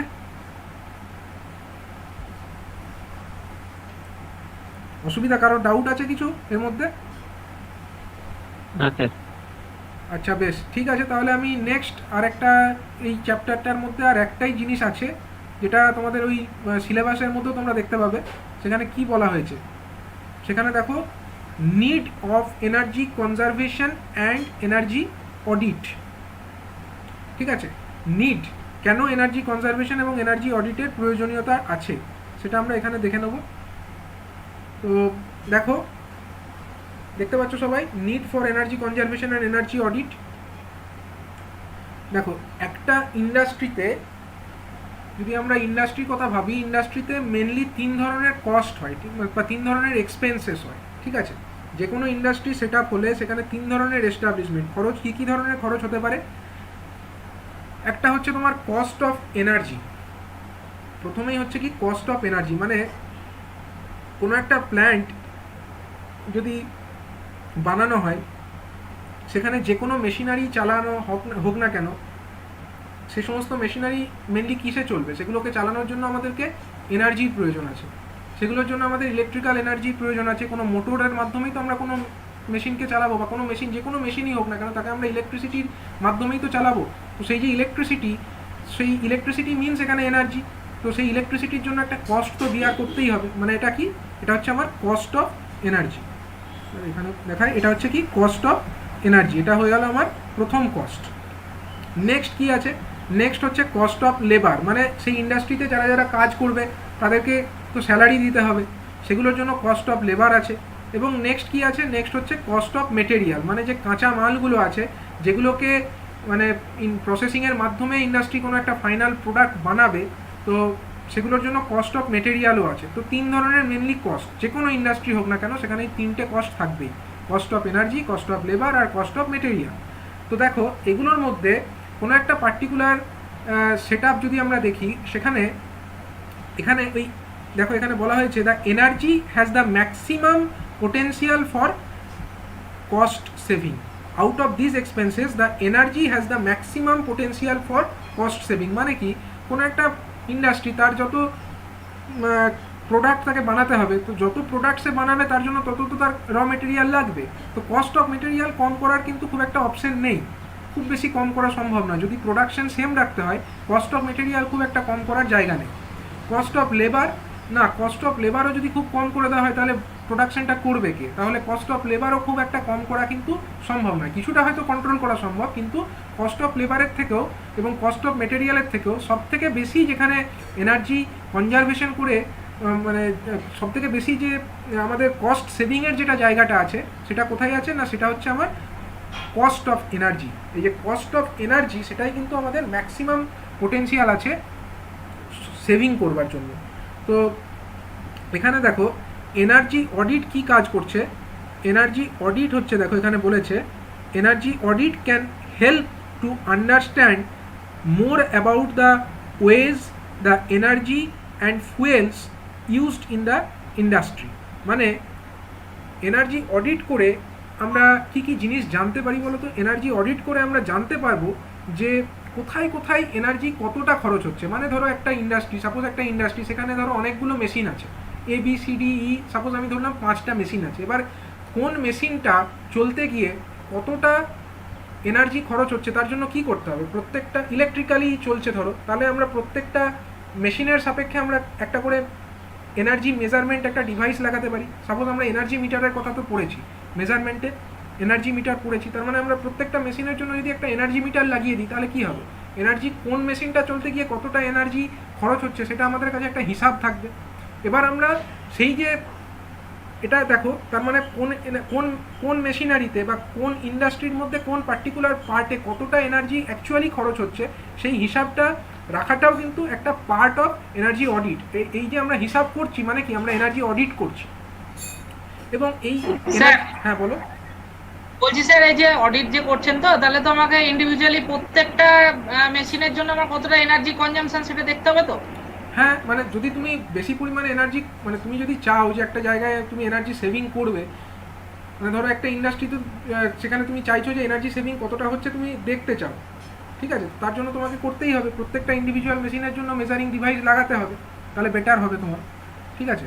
অথবা অনেকগুলো মেশিনের জন্য একসঙ্গে লাগাতে পারো, ঠিক আছে। ধরো একটা প্ল্যান্ট আছে, সেখানে ধরো 5টা মোটর চলছে, তুমি একটা মেন যে জায়গা থেকে আসছে সেখানেই তুমি একটা মোটরের জন্য একটা আলাদা মিটার লাগিয়ে দিলে। আবার ধরো লাইটের জন্য আরেকটা, মানে যতগুলো লাইট চলছে লাইটের জন্য আরেকটা আলাদা মিটার লাগালে। আবার ধরো যতগুলো ফ্যান চলছে সেগুলোর জন্য একটা মিটার লাগালে, ঠিক আছে। এরকম করে নিজের জন্য তুমি করতে পারো, কিন্তু মানে নিজের ইচ্ছা মতো করা যেতে পারে, কিন্তু যদি আরও প্রিসাইসলি করতে হয়, মানে পার্টিকুলারলি কোন মেশিনে কতটা যাচ্ছে, তাহলে আমাকে প্রত্যেকটা মোটরের জন্য একটা করে লাগানো উচিত। তাহলে আমরা এক্স্যাক্টলি আরও বুঝতে পারবো না কোন মোটরের এফিসিয়েন্সিটা কত, সেটা আমরা হিসাবটা করবো কী করে, কোন মোটরে কতটা আমরা কোন মোটরে কতটা ইলেকট্রিক্যাল এনার্জি ইনপুট দিচ্ছি এবং তার বিনিময়ে আমরা কতটা পরিমাণ মেকানিক্যাল এনার্জি আউটপুট হিসাবে পাচ্ছি, ঠিক আছে। তো দুটোর মধ্যে একটা আমরা হিসাব করতে পারবো, ট্যালি করতে পারবো। সেগুলোর জন্য কি করতে হবে? আমাদেরকে প্রত্যেকটা ইন্ডিভিজুয়ালি আলাদা আলাদা করে হিসাব আমাদেরকে রাখতে হবে। এবং এইভাবে তাহলে হিসাব রাখলে কি হবে, this helps us in identifying the areas where West can ochre. West মানে কি? শক্তির যেখানে খরচ হয়ে যাচ্ছে, ওয়েস্ট হয়ে যাচ্ছে, অপচয় হয়ে যাচ্ছে। And scope of improvement exist, মানে কি যেখানে আমাদের শক্তির খরচ বেশি হচ্ছে বা ওয়েস্ট বেশি হচ্ছে এবং কোথায় কোথায় আমাদের আরও বেশি উন্নতি করবার জায়গা আছে, সেগুলোকে আমরা আইডেন্টিফাই করতে পারবো। কী করে পারবো? যদি আমরা হিসাব প্রপারলি করি তবেই করতে পারবো। এবং হিসাব করা মানেই বুঝতে পারছো এনার্জি অডিট আমরা করবো, ঠিক আছে। এবার দেখো বলা হচ্ছে কি, energy audit it is the translation of energy conservation ideas into realities by providing technically feasible solutions with economical and other organizational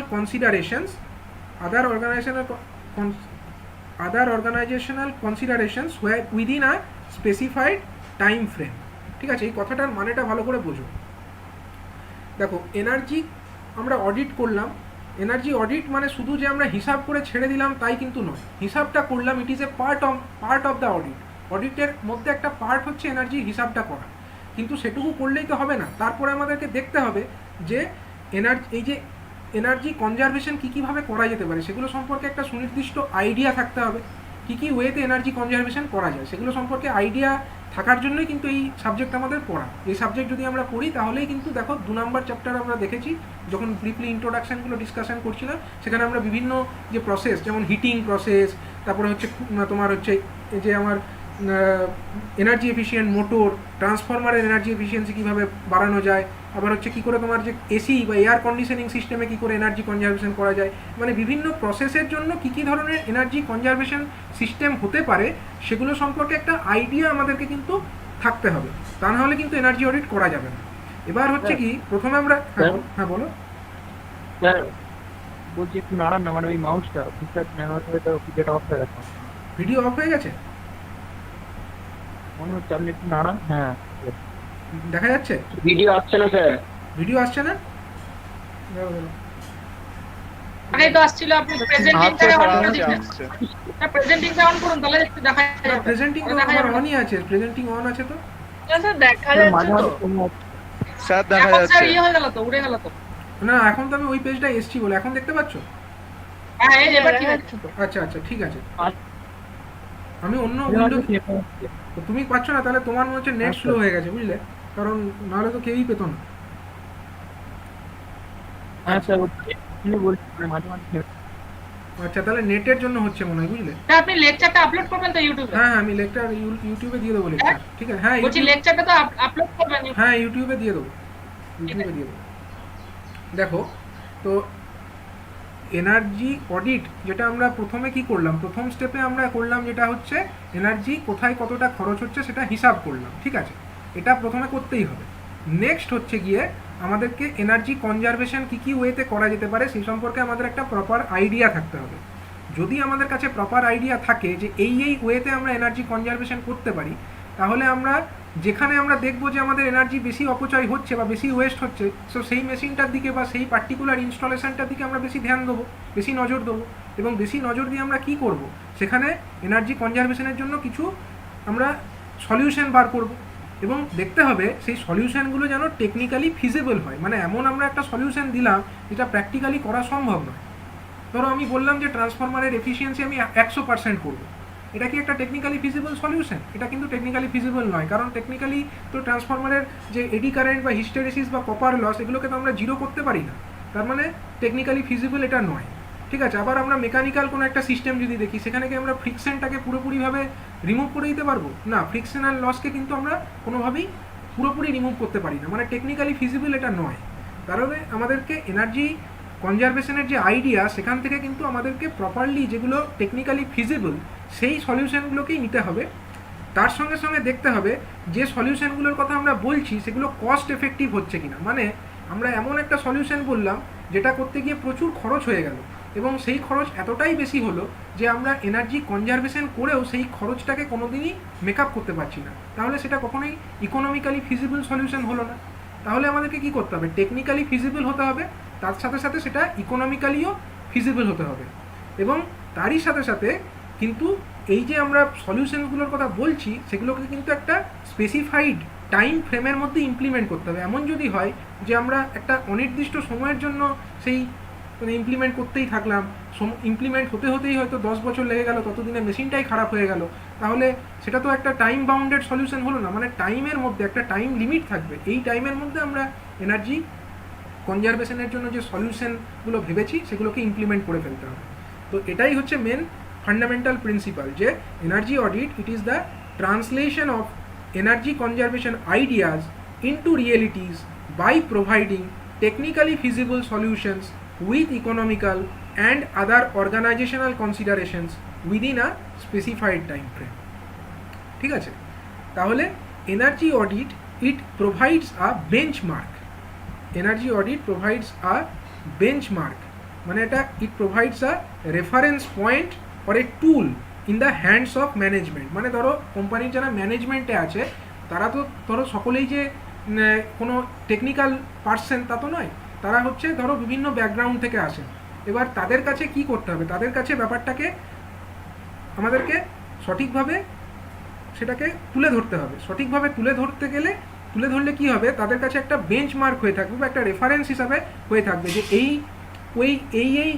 মানে প্রসিডিওর ফলো করলে এতটা পরিমাণে এনার্জি কনজারভেশন করা সম্ভব। তাহলে কি হবে, এনার্জি যে কোনো একটা অর্গানাইজেশন তার যে ম্যানেজমেন্ট, তাদের কাছে একটা রেফারেন্স পয়েন্ট থেকে যাবে এবং তারা কি করতে পারবে, they can plan for a more effective way to use the energy in the organization. মানে কোনো একটা পার্টিকুলার অর্গানাইজেশনের যে ম্যানেজমেন্ট টিম আছে, সেই ম্যানেজমেন্ট টিমের কাছে যদি সঠিকভাবে এই এনার্জি অডিটের যে রিপোর্ট, সেই রিপোর্টটা সঠিকভাবে তুলে ধরা হয়, তাহলে কি হবে, তাদের কাছে একটা কিছু টুলস থাকবে, মানে তাদের কাছে কিছু উপায় থাকবে যে এই ওয়েতে এনার্জি কনজারভেশন করা পসিবল। এবং তার ফলে কি হবে, সেই ম্যানেজমেন্ট তখন তাদের ইচ্ছা মতো বা তাদের যে চাহিদা মতো সেই যে এনার্জি কনজারভেশনের যে প্রসিডিওর সেগুলোকে সঠিকভাবে তখন ইমপ্লিমেন্ট করে ফেলতে পারবে।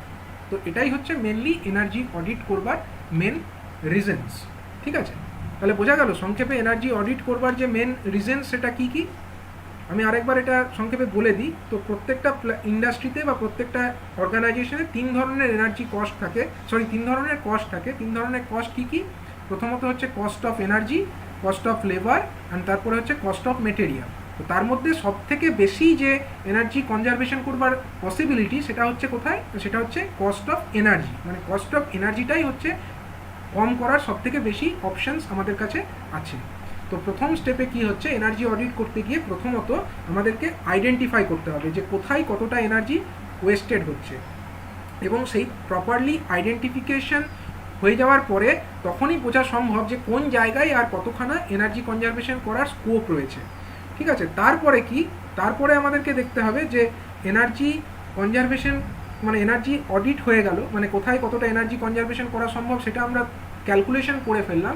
নেক্সট হচ্ছে এনার্জি কনজারভেশনের আইডিয়াকে কাজে লাগিয়ে কিছু কিছু আমাদের যে টেকনিক্যালি ফিজিবল সলিউশন সেগুলোকে খুঁজে বার করতে হবে, এবং দেখতে হবে সেই টেকনিক্যালি ফিজিবল যে সলিউশন সেগুলো যেন ইকোনমিক্যাল হয়, সেগুলো যেন অর্গানাইজেশনাল কনসিডারেশনের মধ্যে থাকে, এবং সেগুলো যেন স্পেসিফাইড একটা টাইম লিমিটের মধ্যে ইমপ্লিমেন্টও করে ফেলা যায়।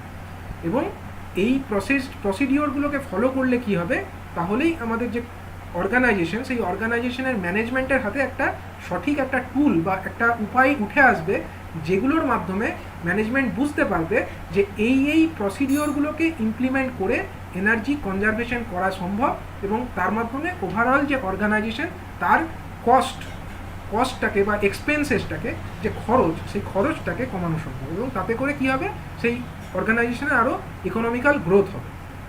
তো সেই কারণে কিন্তু এনার্জি কনজারভেশনের প্রয়োজনীয়তা যথেষ্ট। এবং তার সাথে সাথে এখানে মেনশন করা নেই, আমি আরেকটা পয়েন্ট বলতে চাই যে এনার্জি কনজারভেশনের আরও একখানা উপযোগিতা হচ্ছে যে এনভায়রনমেন্টেও কিন্তু অনেকখানা ইম্প্যাক্ট পড়বে। ধরো এনার্জি আমরা বর্তমানে যে সমস্ত সোর্সেস থেকে ইউজ করছি, যেগুলো হচ্ছে কনভেনশনাল সোর্স, প্রত্যেকেই জানি যে সেই সমস্ত সোর্সেস থেকে কিন্তু প্রচুর পরিমাণে এনভায়রনমেন্টাল পলিউশনও হয়। তো এনার্জি কনজারভেশন আমরা যত বেশি করতে পারবো তার ফলে কি হবে, এনার্জি কনজারভেশন করতে পারলে এনার্জি জেনারেশনও কম করতে হবে, এবং এনার্জি জেনারেশনও যদি কম করতে হয় তার মানে আমাদেরকে কি হচ্ছে, কম পরিমাণে যে আমাদের পলিউশন যে হচ্ছে সেই পলিউশনের পরিমাণটাও কমে যাবে, এবং তার ফলে সেটা কিন্তু ওভারঅল গ্লোবালিও যদি আমরা দেখি সেটা কিন্তু গ্লোবাল হেলথের জন্য কিন্তু অনেকটা হেল্পফুল হবে। এটাও কিন্তু এনার্জি কনজারভেশনের আরেকটা ভাইটাল পয়েন্ট বলা যেতে পারে। আমরা প্রথমে যে এইখানে যে আমরা এনার্জি কনজারভেশনের নিডস পড়েছিলাম, এই যে নিডস ফর এনার্জি কনজারভেশন, এখানে তোমরা ওই পয়েন্টটাও অ্যাড করতে পারো যে এনার্জি 4 নম্বর পয়েন্ট হিসাবে অ্যাড করতে পারো যে এনার্জি কনজারভেশন করার ফলে সেখানে কিন্তু এনভায়রনমেন্টাল পলিউশনের অ্যামাউন্টটা কমে যাবে, এবং তার জন্য মানে সেটা কিন্তু গ্লোবালি এনভায়রনমেন্টাল পক্ষে এবং মানে হিউম্যান বিইংয়ের জন্য কিন্তু অনেকটা হেল্পফুল। ঠিক আছে, মেনলি এটাই ছিল ফার্স্ট যে চ্যাপ্টার, ব্রিফলি এটাই হচ্ছে তোমাদের ফার্স্ট চ্যাপ্টারের মধ্যে আছে। ঠিক আছে, এখানে এর থেকে ডিটেলসে আর সেরকম কিছু নেই। তো কারোর যদি কিছু ডাউট থাকে তো আমাকে বলতে পারো, একটু ডাউট